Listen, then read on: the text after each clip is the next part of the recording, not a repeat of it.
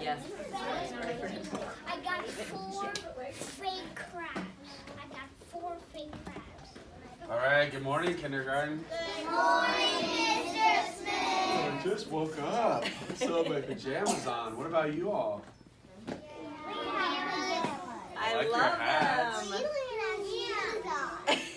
What? Sleep with shoes on, do you? I have a hoodie. I usually wear patent leather with gold bugs. They're perfect. So this morning we're going to read The Polar Express. I have the Okay. Polar Express. Awesome. I watched the movie. The Polar Express by Chris Van Allsburg. Is that a wolf? Yes. That's a werewolf. A werewolf is like... On Christmas Eve, many years ago, I lay quietly in my bed. I did not rustle the sheets. I breathed slowly and silently. I was listening for a sound a friend had told me I'd never hear. The ringing bells of Santa's sleigh. There's no Santa, my friend had insisted, but I knew he was wrong. Late that night, I did hear sounds, though not of ringing bells. From outside came the sound of hissing steam and squeaking metal. I looked through my window and saw a train standing perfectly still in front of my house. I know well, the Polar Express of cars and this. It was wrapped in an apron of steam. Snowflakes fell lightly around it. A conductor stood at the open door of one of the cars. He took a large pocket watch from his vest, then looked up at my window. I put on my slippers and robe. I tiptoed downstairs and out the door. "All aboard!" the conductor cried out. I ran up to him. Well, he said, "Are you coming?" "Where?" I asked. "Why, to the North Pole, of course," was his answer. "This is the Polar Express." I took his outstretched hand and he pulled me aboard. That actually looks like the picture up there. It looks like the picture behind you. Yeah.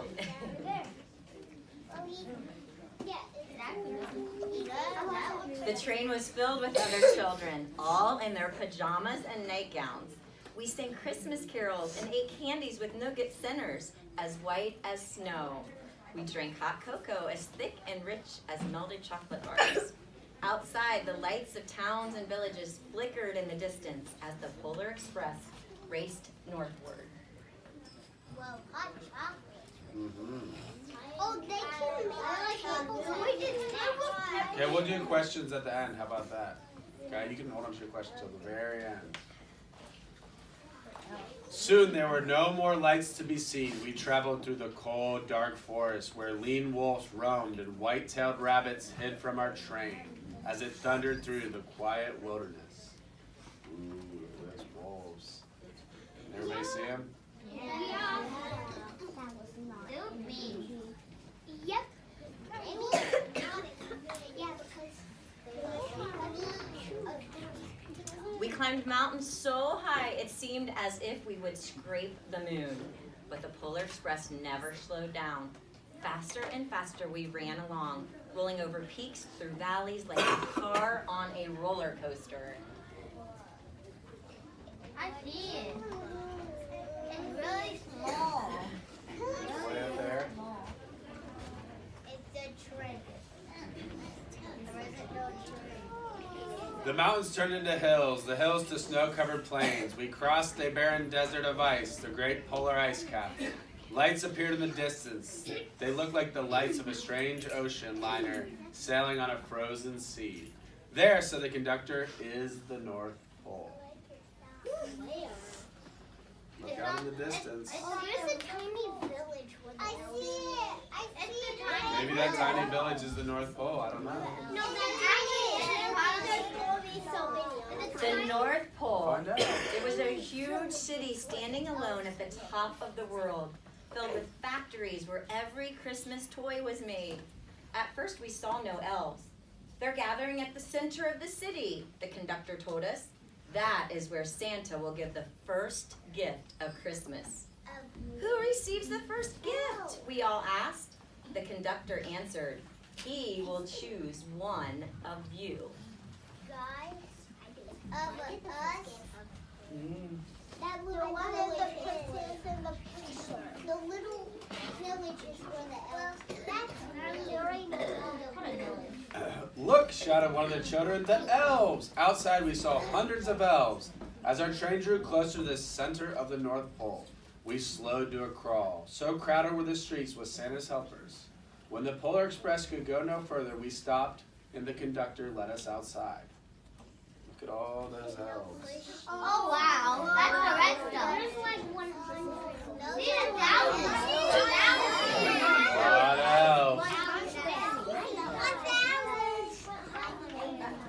We pressed through the crowd to the edge of a large open circle. In front of us stood Santa's sleigh. The reindeer were excited. They pranced and paced, ringing the silver sleigh bells that hung from their harnesses. It was a magical sound, like nothing I had ever heard. Across the circle, the elves moved apart and Santa Claus appeared. The elves cheered wildly. He marched over to us and pointing to me, he said, "Let's have this fellow here." He jumped into his sleigh. The conductor handed me up. I sat on Santa's knee and he asked, "Now, what would you like for Christmas?" Oh, bell. A bell. Not a bell. Yes. It's just like a tiny thing. He will get it because he found it. He found it. Maybe the plane get it. And it bounced. Yeah, he got it for Christmas. I knew that I could have any gift I could imagine, but the one thing I wanted most for Christmas was not inside of Santa's giant bag. What I wanted more than anything was one silver bell from Santa's sleigh. When I asked, Santa smiled. Then he gave me a hug and told an elf to cut a bell from a reindeer's harness. The elf tossed it to Santa. He stood up, holding the bell high above him, and he called out, "The first gift of Christmas." The first gift. The first gift that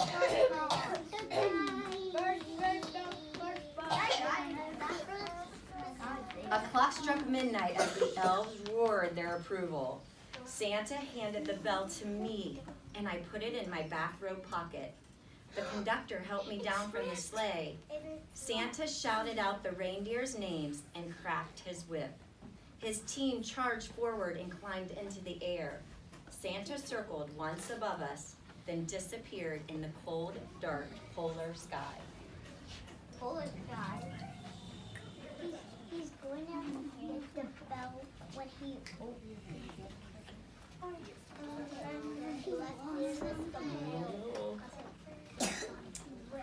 As soon as we were back inside the Polar Express, the other children asked to see the bell. I reached into my pocket, but the only thing I felt was a hole. I had lost the silver bell from Santa's sleigh. "Let's hurry outside and look for it," one of the children said, but the train gave a sudden lurch and started moving. We were on our way home. Uh-oh. He's hole in his jeans. He's got a hole in his pocket. That's the worst, right? Yeah, it's the worst. It broke my heart to lose the bell. When the train reached my house, I sadly left the other children. I stood at my doorway and waved goodbye. The conductor said something from the moving train, but I couldn't hear him. "What?" I yelled out. He cupped his hands around his mouth. "Merry Christmas!" he shouted. The Polar Express let out a loud blast from its whistle and sped away. It's really bad to lose something. But it happens sometimes.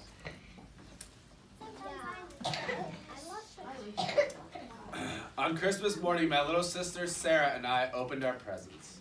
When it looked like as if everything had been unwrapped, Sarah found one last small box behind the tree. It had my name on it. Inside was the silver bell. There was a note. "Found this on the seat of my sleigh. Fix that hole in your pocket. Signed, Mr. C."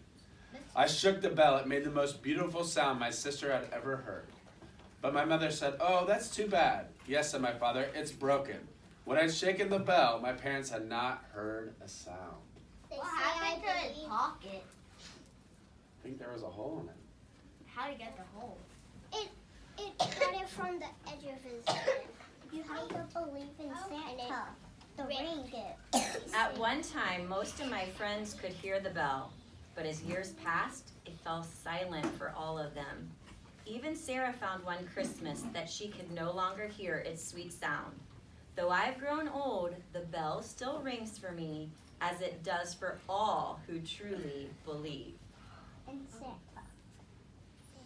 There's the bell. And the end. The end. Do we all hear the bell? Great job listening, Yeah, kindergarten. great listeners. Yeah. We are. Is that what's going on with my ears? He's got some big ears, doesn't he?